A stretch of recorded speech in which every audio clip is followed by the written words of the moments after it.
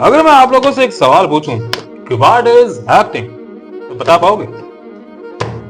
क्या है एक्टिंग? नहीं बता?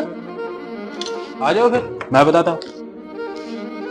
किसी भी मूवी के सीन को देखना, उसका अच्छा लगना और उससे मोटिवेट होके उसे परफॉर्म करना, एज इट इज परफॉर्म करना, that is a bloody acting. No no no no, that is not acting. This is only mimic. आप उस कैरेक्टर को मिमिक कर रहे हैं। किसी भी सीन को जब आप मूवी या फिल्म या वेब सीरीज में देखते हैं तो उसे सिर्फ मिमिक कर सकते हैं। कभी आपने देखा है कि कोई कपल अगर किसी पे गुस्सा है तो वो किस वजह से? उसका कारण क्या है कि वो गुस्सा क्यों कर रहा है? वो अभी का गुस्सा है या पहले का गुस्सा है? उसने गलती की है या फिर कुछ और?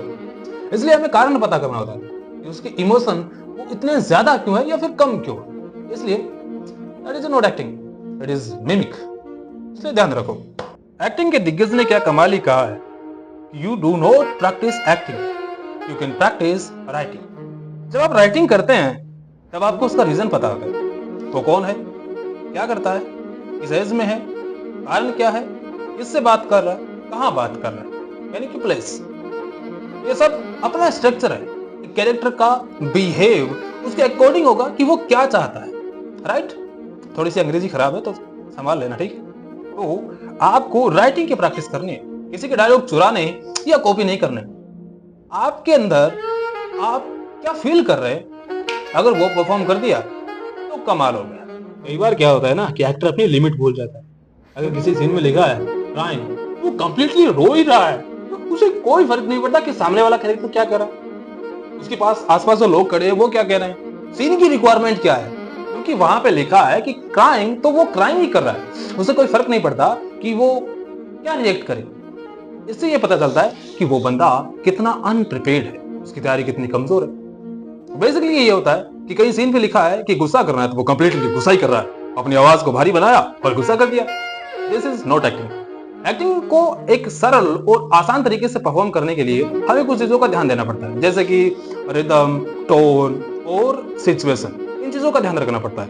अब रिदम, टोन और सिचुएशन, इन तीनों चीजों को हम कहां ढूंढ सकते हैं और कैसे इनको इंप्रूवमेंट करके सीख सकते हैं? इनको सीखने का एक तरीका है बुक्स को रीडिंग करना, वो भी स्टोरी टेलिंग फॉर्म में। जब भी आप कोई भी बुक रीड करो, हिंदी की चाहे शरचंद्र, प्रेमचंद, बहुत सारी किताबें जैसे गौदान, बहुत सारी किताबें, जब इनको आप रीड करोगे तो उनमें अलग अलग कैरेक्टर है। बाकायदा उन कैरेक्टर को अलग अलग टोन, अलग अलग आवाज, जैसे पतली है तो पतली, भारी है तो भारी, छोटी है तो छोटी और लंबी है, तीखी है तो तीखी। अगर आप उसको स्टोरी टेलिंग में परफॉर्म करेंगे तो आपके जो दिन ब दिन प्रैक्टिस है उससे आपके इंटरनल कॉन्फ्लिक्ट और स्टोरी टेलिंग, एक रिदम, एक टोन, एक सिचुएशन जो एक परफेक्ट तरीके से निकलेगी। आपका जो भी कैरेक्टर है, जैसी भी स्क्रिप्ट है, उसके हिसाब से आप परफॉर्म कर पाओगे कि मेरा कैरेक्टर क्या कह रहा है, और उसकी टोन को आप एक अच्छे लेवल तक ले जा सकते हैं, जिससे ऑडियंस आपसे कनेक्ट होगी और फिर एक परफॉर्मेंस जो है वो निखर कर आएगी।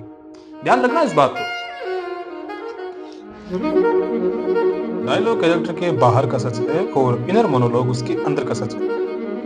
अगर आपकी मेंटालिटी ठीक है तो आपको एक्सप्रेशन देने की जरूरत नहीं पड़ेगी। एक्सप्रेशन को छोड़ो, सिचुएशन पर काम करो। क्या देख रहे हो?